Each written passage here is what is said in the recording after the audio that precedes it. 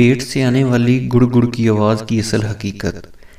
جب ہم بھوکے ہوں یا کھانا کھائے لمبا وقت گزر چکا ہو تو پیٹ میں گڑ گڑ کی آواز سنائی دیتی ہے، اور اکثر لوگ اسے پیٹ کی طرف سے کھانے کی فریاد سمجھتے ہیں، جبکہ حقیقت کچھ اور ہے۔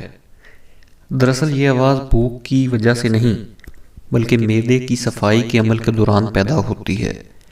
چھوٹی آنت میں کھانے کے ہضم ہونے کے 1 گھنٹے بعد معدے سے چھوٹی آنت کی طرف ایک طاقتور لہر سفر کرتی ہے، جس کا مقصد بچے کھچے کھانے کو معدے سے چھوٹی آنت میں منتقل کرنا ہوتا ہے تاکہ معدہ مکمل طور پر خالی ہو جائے اور اگلے کھانے کے لیے تیار ہو جائے۔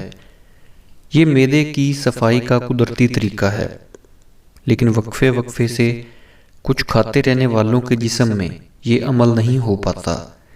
یہی وجہ ہے کہ ماہرین خوراک یہ مشورہ دیتے ہیں کہ ایک کھانے کے بعد تقریباً 5 گھنٹے کے لیے کچھ نہیں کھانا چاہیے، تاکہ اس دوران تمام خوراک معدے سے چھوٹی آنت میں منتقل ہو جائے۔ تو اگلی بار جب آپ کے پیٹ میں گڑ گڑ ہو تو یاد رکھیں کہ معدے کی صفائی کا عمل جاری ہے، اور اسے بھوک کا اشارہ سمجھ کر کچھ کھانے کی غلطی نہ کریں۔